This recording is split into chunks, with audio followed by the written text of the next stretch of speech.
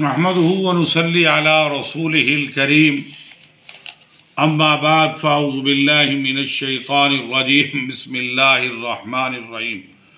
جمعہ کی خصوصی عبادات۔ تمام دنوں میں سے افضل دن جمعہ کا دن ہے، فضیلت عظمت والا جمعہ کا دن ہے اور مسلمانوں کے لیے بڑا ہی اہم اور عبادت کا دن ہے۔ جمعہ کی خصوصی عبادات۔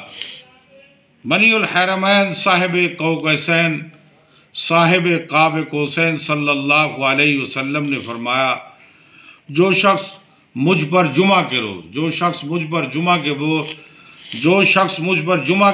100 بار درود شریف پڑھے تو اللہ تعالیٰ اس کے 80 برس کے گناہ بخش دے گا۔ یعنی جو شخص جمعہ کے دن 100 بار درود پاک پڑھے گا، اللہ 80 برس کے گناہوں کو بخش دے گا۔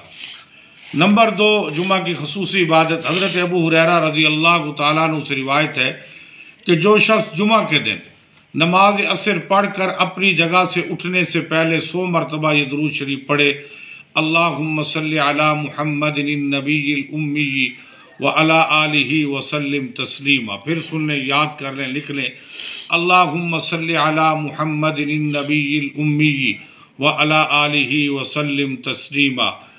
تو پڑھنے والے کے 80 برس کے گناہ بخش دیے جاتے ہیں اور 80 برس کی عبادت کا ثواب لکھا جاتا ہے۔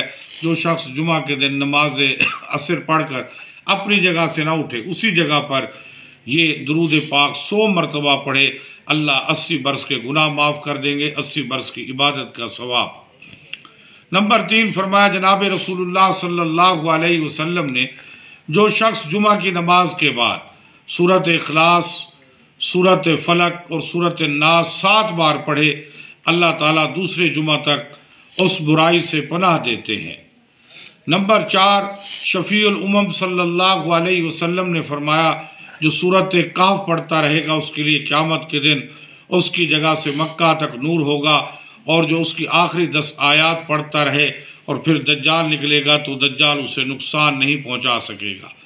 5ویں چیز، سرکار دو جہان رحمت للعالمین صلی اللہ علیہ وسلم نے فرمایا، جو شخص جمعہ سے فارغ ہو کر سبحان اللہ العظیم و بحمدہ سبحان اللہ العظیم و بحمدہ 100 بار پڑھے تو اللہ سبحانہ و تعالی اس کے 10,000 گناہ اور اس کے والدین کے 24,000 گناہ بخش دیتے ہیں۔